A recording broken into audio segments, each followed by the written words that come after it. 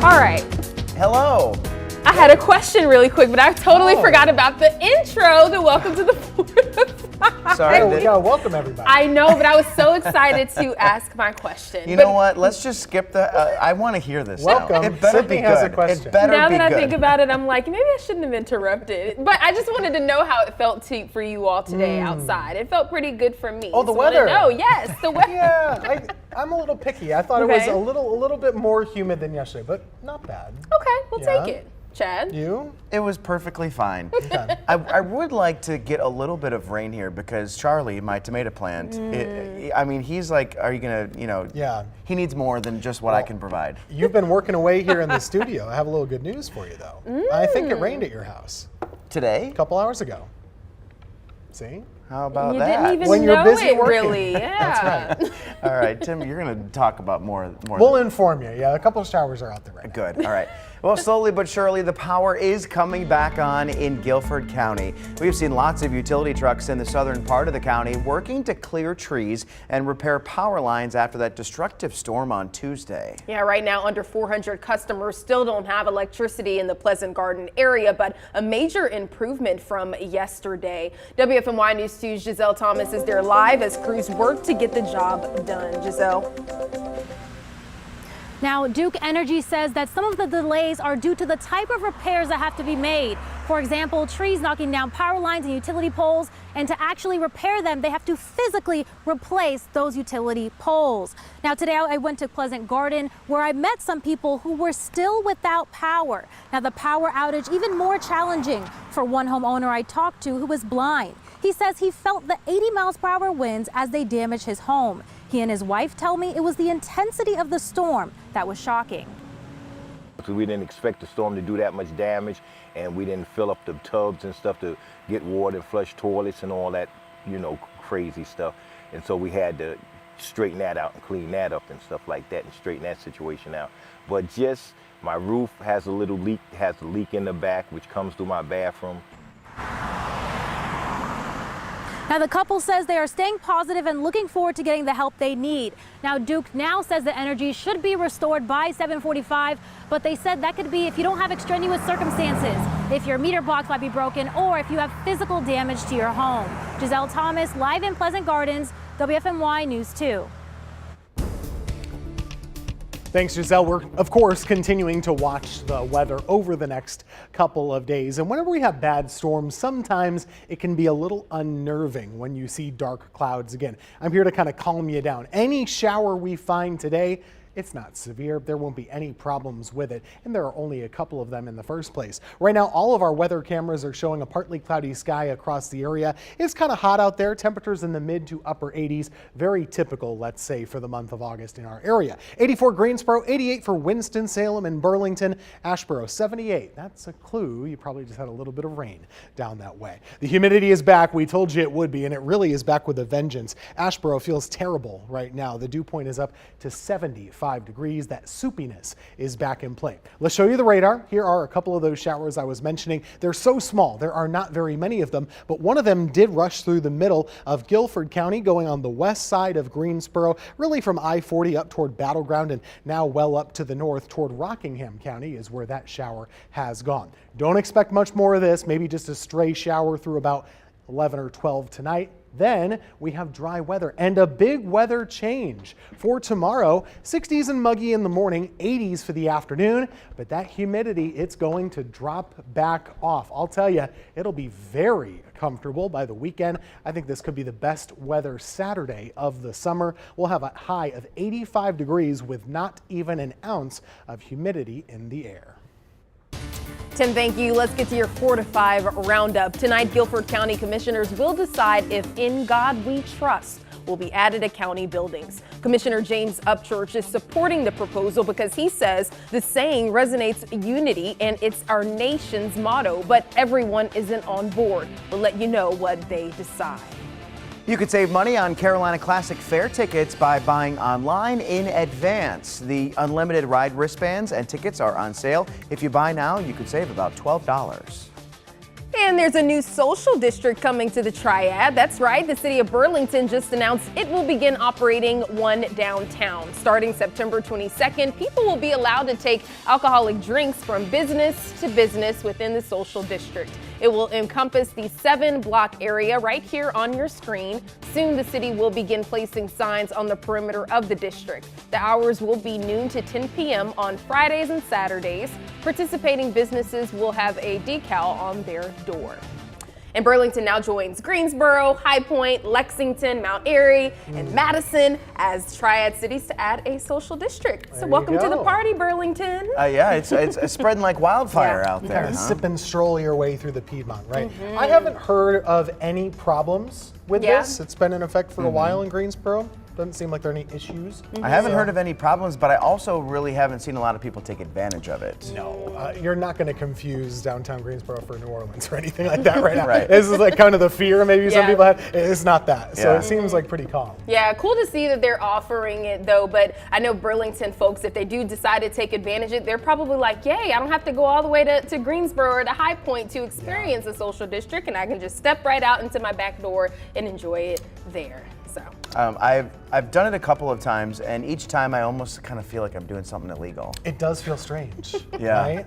Like you're Just not walking supposed down to. the, and people look at you too. Do If you're they like really? carrying a beer downtown, they're like, what are you doing? Why? We need the special cup. You can't just That's take your right. six Take it pack with it. It's down a the social street. district. A special cup. That's what you need to have. Send them maybe our Saturday. web article on it. Saturday would be a good day to do that. Just in time for the good weather. That's Yeah. right. All right, we'll be right back. All right,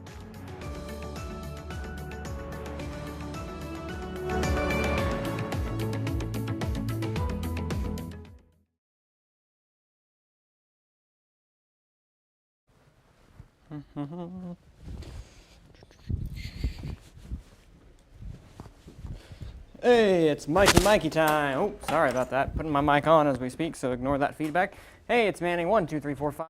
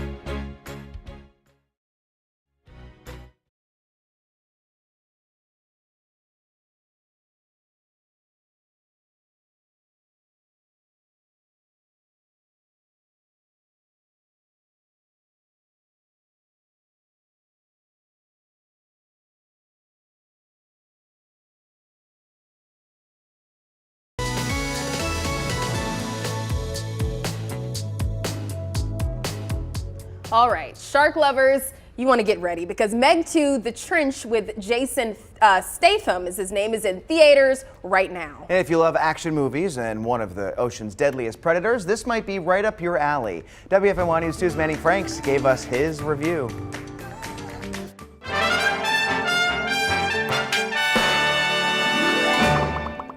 Dumb fun.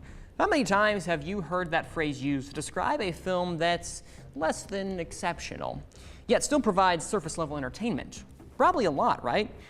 A film, if anything, should provide a certain amount of attention to the audience, and on a primal level, giant sharks, or megalodons, wreaking havoc across the ocean should deliver that, right? Well, The Meg 2 definitely is dumb. It just lacks fun. That's the biggest Meg I've ever seen. Biggest Meg anyone's ever seen. That's the apex predator. Everybody make it to the station! You can make it! It's time! Jason Statham returns as Jonas Taylor 5 years after the initial Megalodon attack. This was a bad idea. Just a little bit. In The Meg 2, The Trench, Taylor helps lead a research team on a dive into the deepest depths of the Mariana Trench. However, when the dive goes horribly awry and the team discovers they're not the only ones down there, Taylor and his team's exploratory mission becomes a fight for survival. In this film's predecessor, The Meg from 2018, dumb fun was absolutely had. It embraced a level of absurdity mixed with action that cemented its identity. Meg 2, The Trench, fails that task miserably. The action is surprisingly bland, with all sense of dread and agency sucked out like pressure in an airlock.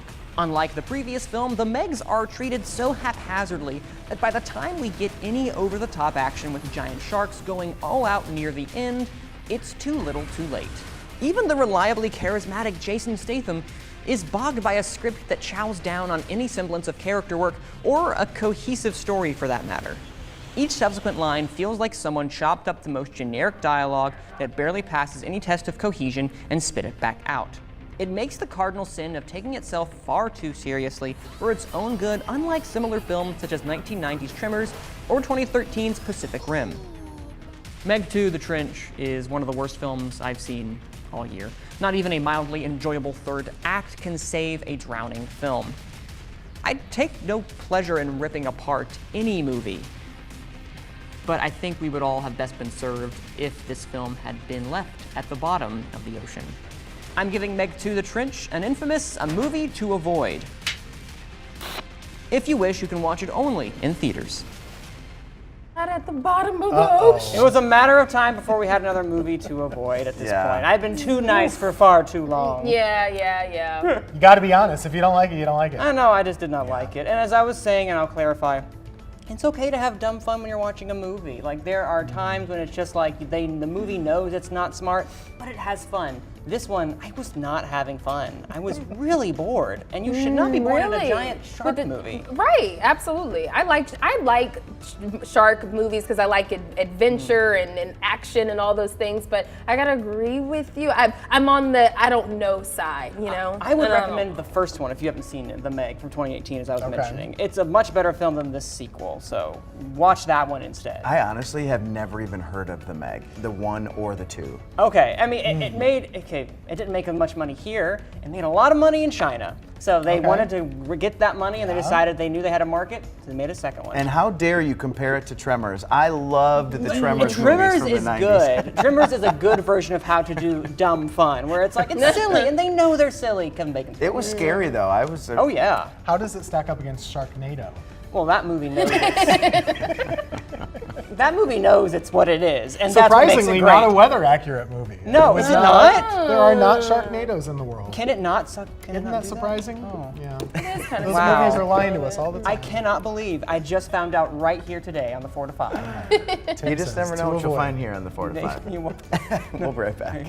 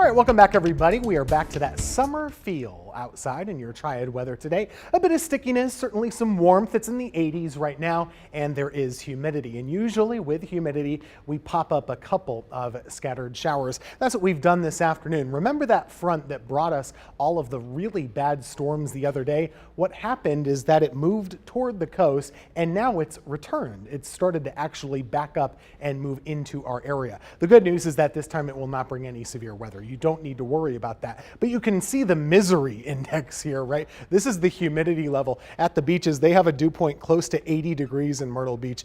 That is just soupy to a 9th degree. 78 in Raleigh, 68 degree dew point in the Triad. That is still feeling very humid. But the relief is on the way. We have a new cold front coming soon to our area. It'll arrive tomorrow afternoon. So what happens for your Friday? It's humid in the morning. It will not be for the afternoon. It'll be warm, temperatures in the mid-80s, but that humidity is dropping throughout the day tomorrow, which means very good weather for Friday night football and exceptionally nice weather for Saturday. I mean, this is just great stuff. Low to mid-80s with low humidity. Saturday is going to feel great. Here's the tougher news. Once we get past Saturday, all this red and orange on the map, I'm showing you an upper level pattern that means a heat wave from the middle of the country into the southeast. And we're going to start to see that Sunday, Monday into Tuesday in your forecast. And that's going to mean 90s moving back our way. Enjoy the next couple of days. Some really nice weather for your Friday and Saturday, but getting hot after that.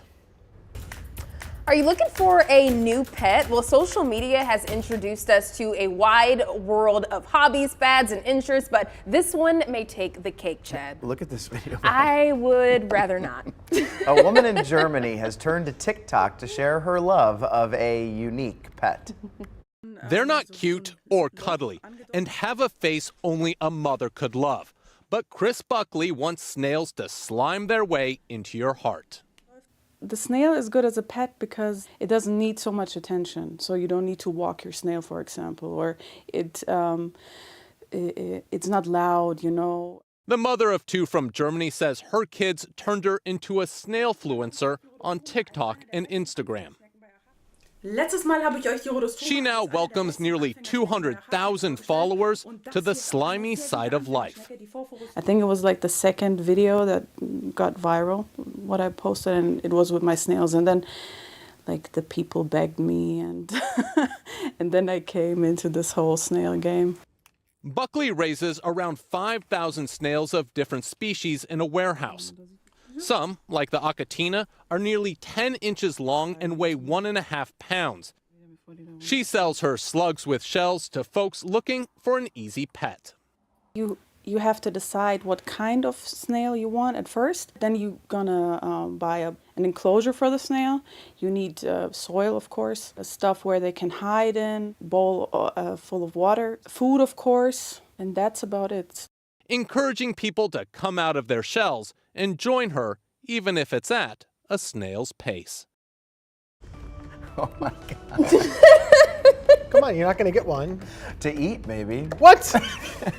I eat snails, right? Do you? No, I mean, I Okay. would, but not that big one. I mean, who have knew that before. snails were that big? Who knew that snails could get that big? Chris Buckley knew. She told us all. You know what? Okay, I would actually I would want to hold it for 2 seconds and that's it. Just 2. The way you were reacting to the story didn't seem like you wanted to hold I want to it. be brave. You You know? are I being want to be brave. I brave. think I want to so. take on the world. So just 2 seconds. I don't want to go to 3. All right. And then I'll just pass it on. Yeah. That's Some it. people have lizards for pets. Some people have Snakes. snakes. Right. You can have a snail. And did you know there A are hermit more crab? than 40,000 species of snail on the globe? Snails? Is that Snail right? On the globe. And to think, in some countries they're eaten. So if you guys had a pet snail, what would be his name? Slowpoke. Slowpoke. I would Sloth? probably. Tim brought this up during the story. Gary. Reminded me about the snail on Neverending Story. Yes. And it was so fast. A movie from what, like the 80s, maybe the 70s even. Maybe Marcel. So I would Marcel name it Marcel. whatever that was. I liked how the reporter tied in seashells at the seashore. That was cute. I like that too. Our producer Aaron said Gary like SpongeBob, which makes Oh, sense. yeah. That totally would make I sense. thought he was just like saying random guys' names in your ear. I think I would go with Eugene because Eugene's like smart. We're gonna go to. We're gonna You go could to always get a dog. We're gonna go to break. I might We'll get be you right one. We'll see.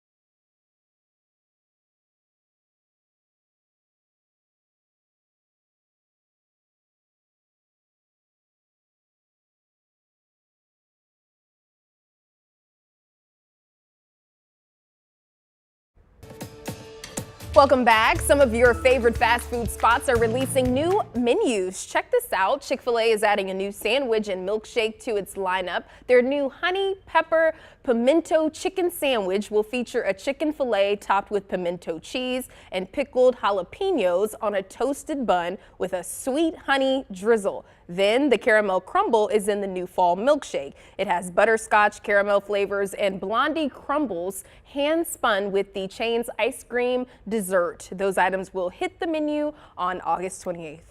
Dunkin' is getting a head start on the fall drinks trend this year. Besides the standard pumpkin spice latte and other pumpkin flavored favorites like muffins and donuts, the chain is collaborating with Goldfish for a limited edition of pumpkin spice grams. They'll hit store shelves next month. And last but certainly not least, McDonald's is now introducing the As Featured in Meal, a collection of fan favorite menu items that have made iconic appearances throughout film, television, and music. The meal includes a choice of 10-piece chicken McNuggets, quarter pounder with cheese, or Big Mac sandwich, along with medium fries, a medium soft drink, and the newly branded sweet and sour sauce inspired by McDonald's. Next, as featured in Moment with Marvel Studios Loki Season 2. So the meal is available now and will come with exclusive experiences for fans and all that good stuff. So that'll be interesting. I did not understand one word of that McDonald's story. Like not because well, okay, so basically I think it's so if you are basically like a Marvel fan, I think it's gonna It was in the show, right? It was in the show. It was a part of the show. So if you watched Loki and you're I have years ago they had a sauce. I was in the same boat. I didn't really know what was going on. They had a sauce in Rick and Morty a couple years ago, and they brought it back, and people were lining up like blocks down the street to get this special sauce. Yeah. So if you're a Loki fan and you're a Marvel fan, then you probably would have understood that meal. So all right, Chad, what about these other drinks then? Chick-fil-A. So the sandwich actually sounds really good. You think so? Yes. So I was seeing a lot of comments on social media of folks not too happy about that. They think it might be, I don't know. There's some folks that aren't too do they have anything pimento cheese on the menu at this point? I don't think so. Not that so I know. I would like to see how they venture into, because in my opinion, they do Southern type food well. Yeah. So I'm curious to see how they will do pimento cheese. I'm interested in trying it, but just maybe not too much of the pimento cheese. Maybe just a little bit of razzle dazzle. Just a little. What about these other things? What about the goldfish muffin or the Dunkin' Donuts Sure, what do you surprise? think about it? I'm not going to get any of those. I am not exciting. I just get my normal stuff. I honestly don't like pumpkin spice. I would rather just have pumpkin flavored something. I don't want the pumpkin spice flavored. We live in the South and it's not fall yet, and it's not going to be fall until October. Except today at Starbucks, I did have a cinnamon spice iced latte, and it made me feel like I was going into the fall. Was it good? Oh, Step outside was and it? It sweat. was delicious. Delicious. Okay, there you got it. We'll be right back.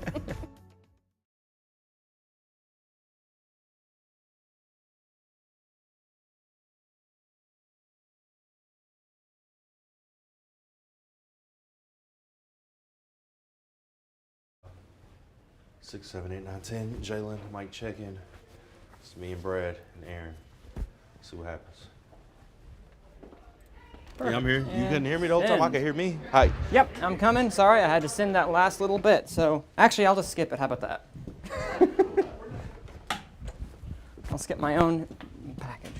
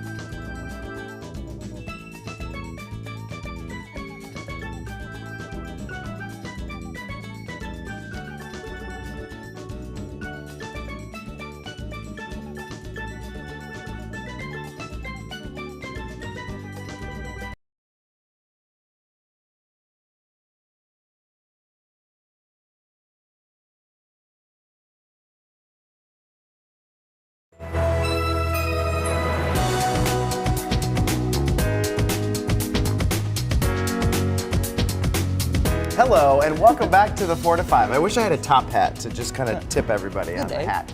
I'm Chad Silber. This is Tim Buckley, Manning Franks, Sydney Moore, and we are so glad that you're here today on this Thirsty Thursday. Yes, for sure. There you go. You all right? How you doing today, No, Tim? Very good. Yeah, how's the weather looking? Oh, it's actually pretty nice right now. You know, we're gonna have good weather for most of the rest of the week. You will be surprised by one part of the 7-day forecast that I'll tease you. Ooh, You're gonna be surprised. Well, let's get Might to not be a good surprise. one of our coolest stories today here on the 4 to 5. A cool connection between one of the hottest movies of the summer and UNC School of the Arts in Winston-Salem. Yeah, Oppenheimer is still making bank across the United States, as we know, over a month later since its release. Wow. And one format it's being viewed in is 70 millimeter. Now, not everyone can operate these machines, but luckily enough, I sat down with one of the specialists from UNC traveling across the country to help run these types of viewings. Check it out. Film projection is a dying art. Everything is automated now, so you receive the film on a file and then you set up when it's going to play and the projector does it all by itself. But it's not a lost one. What the projectionist does is they take the physical film, they thread it through the projector, and then they make sure that the movie runs without any hiccup. The acclaimed drama Oppenheimer is one of the few films out right now that was shot specifically for the 70 millimeter format. You can see how big this is. And UNC School of the Arts is one of the few places across the entire country with specialists of this projectionist craft here at what they call the Film Archives. It's a huge portion of it that are coming from this school specifically because they couldn't find people who knew how to do this anywhere else. Adam Whitmer, a graduate of UNCSA, is one of those projectionists. I toured this facility when I was in high school and was kind of taken up by the magic of what was around me, and one of the guys actually like pulled it out and showed me, and I could see the picture through the film, and that kind of lit the fuse for me. Here we can see the last couple frames on this reel.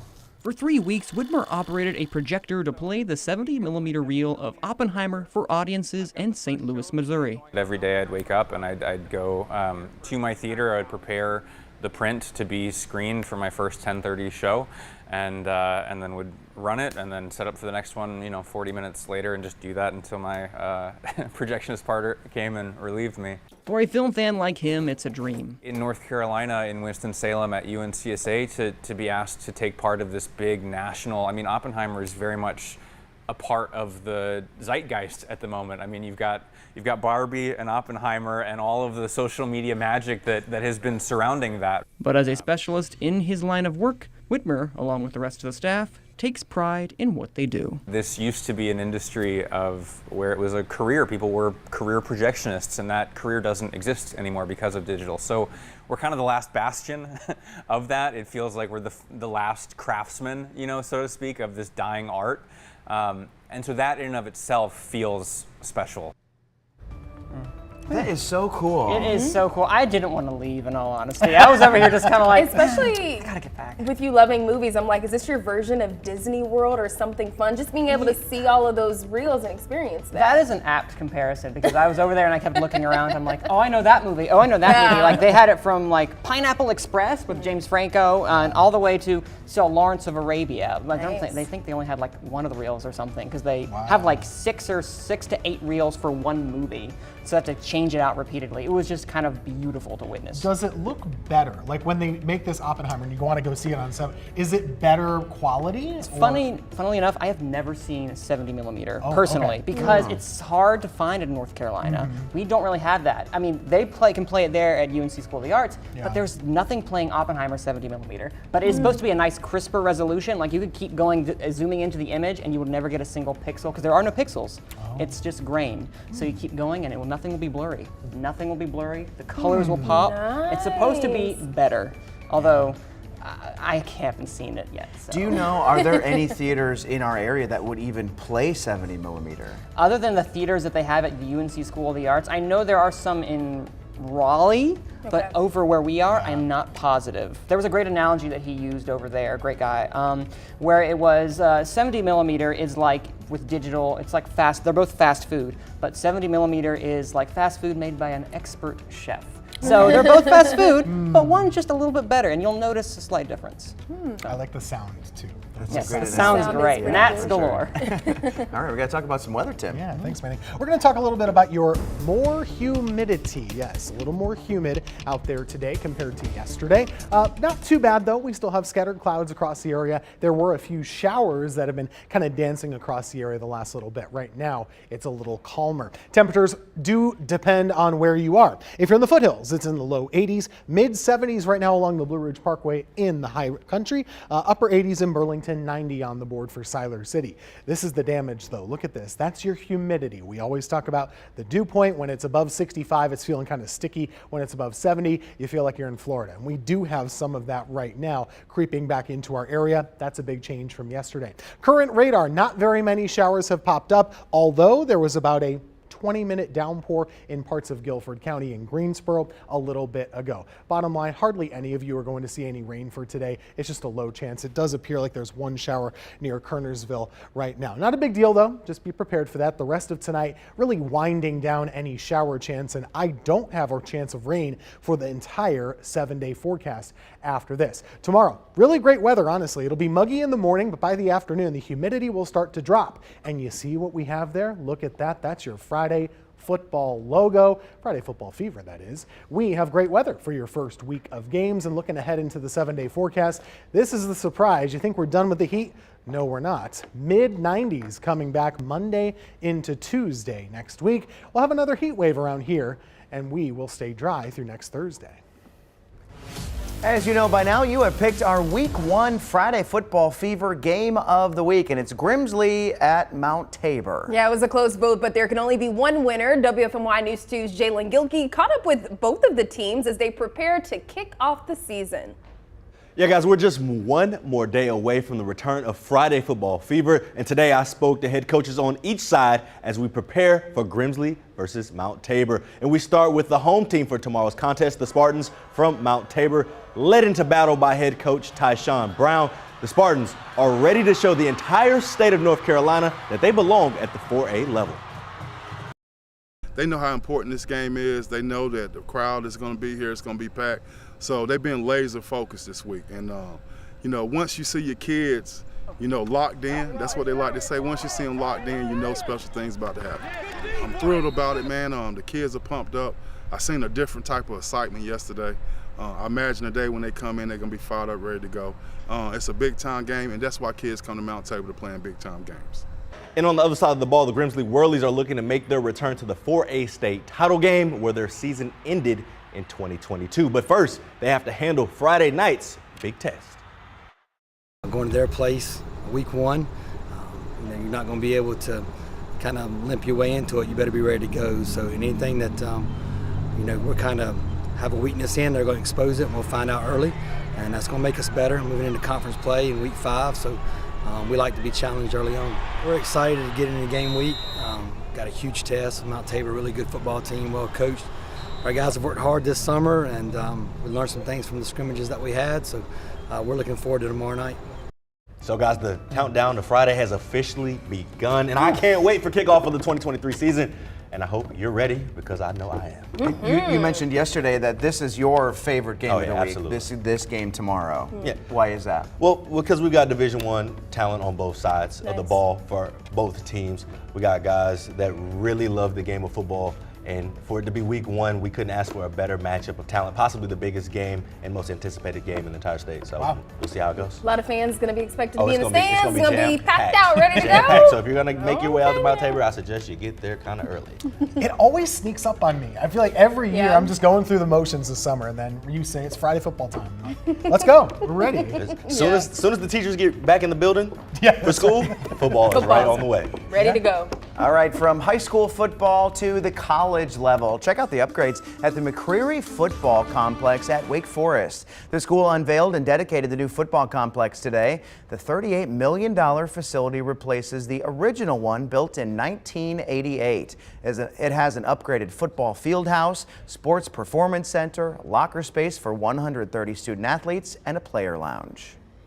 And Winston-Salem State University is charging up. Today, the Rams unveiled their new attire for Amon, their mascot. This year, he will have red horns and sport a Winston-Salem State shirt. The name is inspired by the West African deity. It means all-powerful and was considered to be the god of mankind's welfare, represented by a ram. The name was selected 45 years ago in a Name the Ram contest during homecoming week in 1978. North Carolina A&T kicks off their football season in 2 weeks. It's the first year they're competing in the Coastal Athletic Conference after leaving the Big South. You can check the school's website for tickets. A&T will open the season by hosting HBCU rival North Carolina Central. They'll also play host to Villanova, the University of Richmond, Towson, and Campbell. Nice, nice. Yeah, I've been to a few North Carolina A&T games, and it is just so fun, from the atmosphere to the band and just everything. It's just a really great experience. So wishing them the best this season. They play Central week 1. That's the big rivalry. That's usually at the end of the year. I mean, that's a big deal. Coming out of the gate. Get ready. In a new conference. I'm curious to see how they're going to do in a new conference. We've seen them go through several conferences over the past couple of years. But yeah, we'll see how they can do. I know that, they came from really a football dynasty years ago, if you remember, where they would just go undefeated all season long for years in a row. So I've got high hopes, though. We have a lot of A&T grads here at News 2 as well, too. So, we'll probably start to see some North Carolina A&T attire walking around the newsroom. Right, and I'm thinking of George, our director. He's ready. He's ready already. I know it. This is a fun time of year, when especially like the week or two before, everyone has a school they root for, maybe your alma mater, maybe a local team. College football has that passion that people just, no matter what happens, you're going to keep on coming back year after year for that. And no one has lost yet.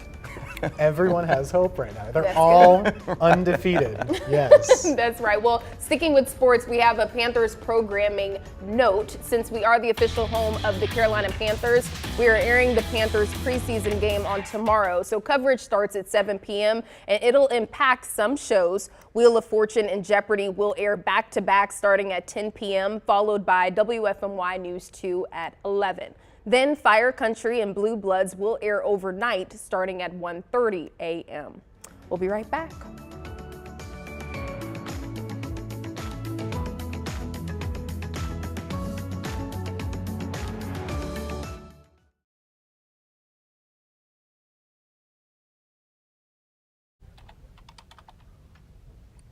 Hello. Ice cold milk and an Oreo cookie. They forever go together.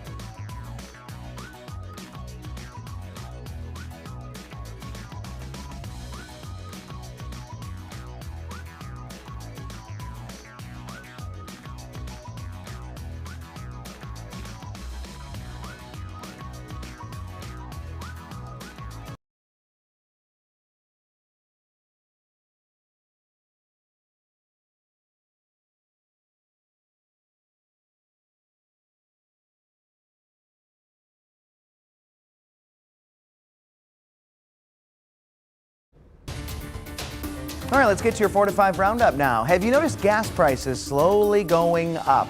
AAA says the national average is $3.87. That's 30 cents higher than a month ago. Here locally, the average price is quite a bit lower than that. In Greensboro and Winston-Salem, it's around $3.60. Burlington is at $3.52. Experts believe prices could start to drop by Labor Day. Gree Electric Appliances is recalling more than 1 million dehumidifiers linked to nearly 24 fires. The recall impacts dozens of models made between 2011 and 2014. The Consumer Product Safety Commission is also warning about the continued risk of these dehumidifiers that have been linked to 450 fires and possibly 4 deaths. They were sold under brand names Kenmore and GE. The discount supermarket chain Aldi is purchasing about 400 grocery stores. The German company says it's taking over operations of all Winn-Dixie's and Harvey's supermarkets in Florida, Alabama, Georgia, Louisiana, and Mississippi. The chain plans to have more than 2,400 stores in the U.S. by the end of the year. There's a new development in the saga over the family depicted in the movie The Blind Side. They're now responding to a growing scandal after former NFL player Michael Oher claims that they took advantage of him and made money off his name. A bomb dropped on our clients. Attorneys for Sean and Leanne Toohey say they were blindsided by a lawsuit filed by former NFL player Michael Oher, a man they took in when he was a teenager. In a petition filed Monday, Oher accused the Tooheys of tricking him into signing what he thought were adoption papers, or at least something like them. Instead, it was a conservatorship. He wrote a book in 2011. He acknowledged that there was, in fact, a conservatorship. The suit also claims the Tooheys used the conservatorship to profit from stories about Oher's life, including the Oscar-winning movie The Blind Side. We want to know if you would like to become part of this family. It took in more than $300 million, but according to the petition, Oher received no compensation for the film, quote, that would not have existed without him. Wednesday, the Tooheys' lawyer called the allegation absurd. Each member of the family has received the same amount of money. We estimate each person received $100,000, each person in the family. Including Mr. Oher? Correct. Including Mr. Oher. Correct. Oher has long been vocal about not liking how he was depicted in the film. You know, The Blind Side, it was told, like I said, it was told by other people. Now, the 37-year-old wants to end the conservatorship and get a full accounting of how much cash came in over the course of that agreement.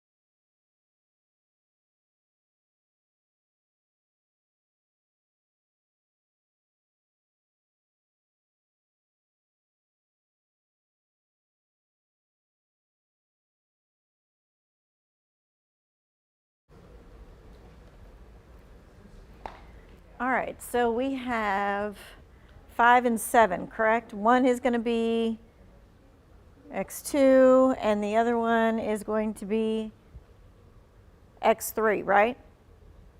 Okay.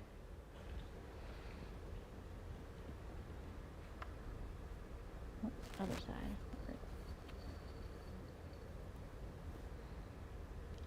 Jeez. Your hair looks great, Brad.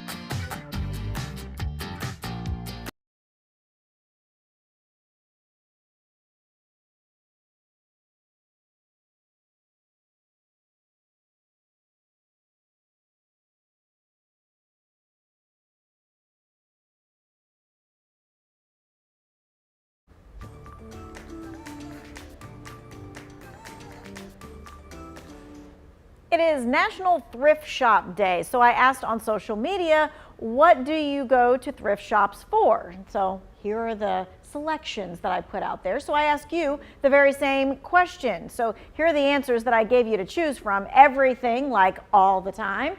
Halloween costumes, maybe. How about old school t-shirts? And last but not least, seasonal things, jackets, ski clothes, vacay. Your answer at home may fall into one of these categories, or maybe you'll have one of your own. There was several people on my either my Instagram or my Facebook that are like, oh no, I go for vinyl records.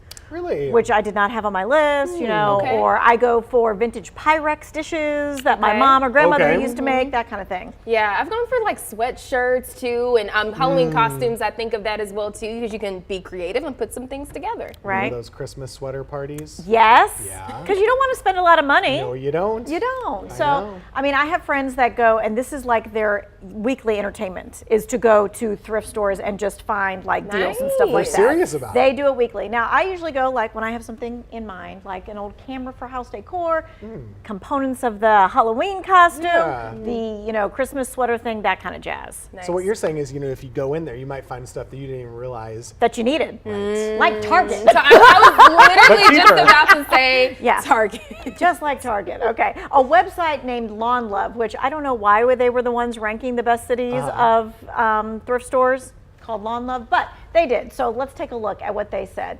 They compared the 200 biggest cities based on 5 different categories and a few other things. Access to thrift stores, consignment shops, the number of flea markets, the number of specialty reuse stores like Habitat Restore and Goodwill. So let's take a look at the map of the best and the worst cities.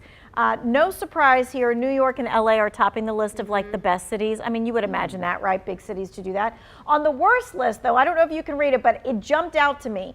Miramar, Florida. And the reason why it jumped out is because that's where I grew up. And I was like, why is that on the list? Anyway, so there's also this city ranking here. Charlotte is ranked at 38th in the country. Greensboro's at 41. Winston-Salem and Raleigh, believe it or not, are farther down the list. Yeah, and I would think any big city would be good for it, but maybe those people don't give away the good stuff. Or maybe there's not enough of those good thrift stores. I'm still thinking about that lawn website. Do you think it's like a lawn sale?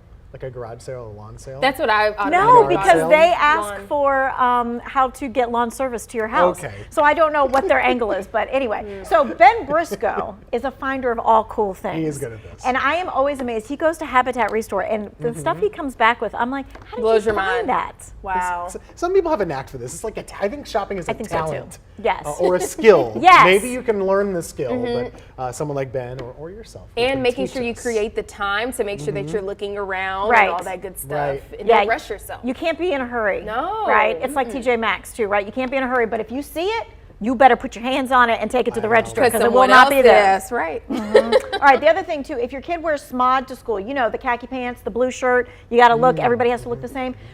Thrift stores are great because you spend a whole lot less and the kids grow out of it anyway. Yeah. Right? I mean, Good so idea. there's that. Happy thrifting, everyone. May you find something really good. Not a good shopper. I got other skills. We can tell you a little bit about the weather. That is my skill for the day. Humidity is here right now, but it is not going to stick around. We have lower humidity arriving for tomorrow afternoon and into Saturday. Here's your 7-day forecast. Good stuff, y'all. We have no chance for rain over the next week. Very comfortable heading into Saturday.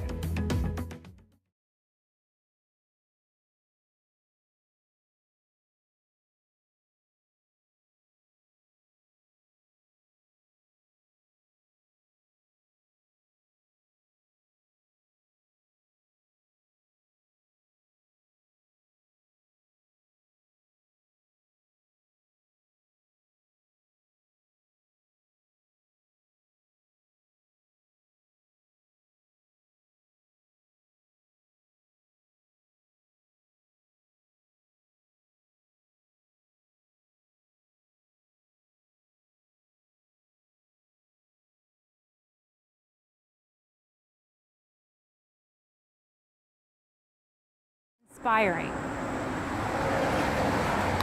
Test, test, test. Crews have been working for hours today to restore power. Now with that number going down, thank you. With that number going down. Hey, 1, 2, 3, 4, 5, 6, 1, 2. Hi, Minnesota, Mississippi, Missouri, Montana, Nebraska, Nevada. Hi there, 1, 2, 3, 4, 5, 6, 7, 8, 9, 10. 1, 2, 4 to 5, about to be 5 to 6, then it'll be 7 to 8. Hey, how many licks does it take to get to the middle of a Tootsie Pop? A 1, a 2, a 3?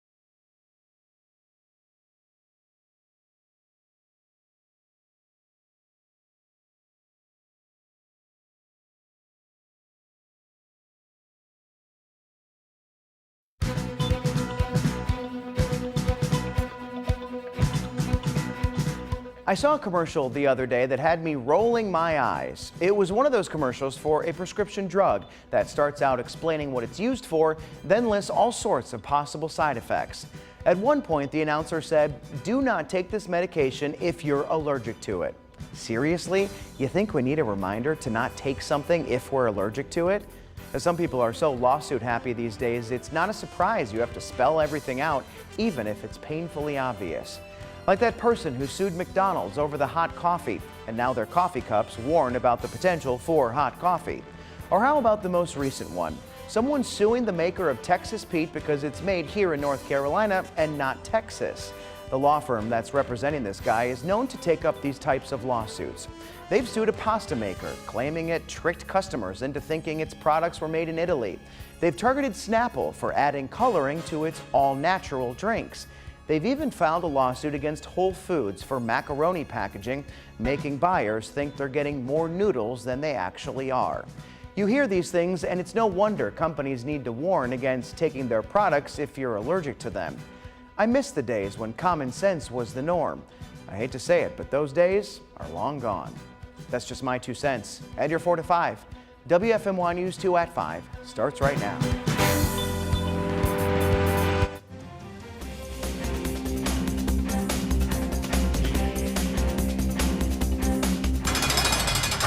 After a year of searching for new jail employees, some detention centers are finally seeing some relief. Yeah, we've been telling you about how sheriff's offices have been struggling to hire those officers.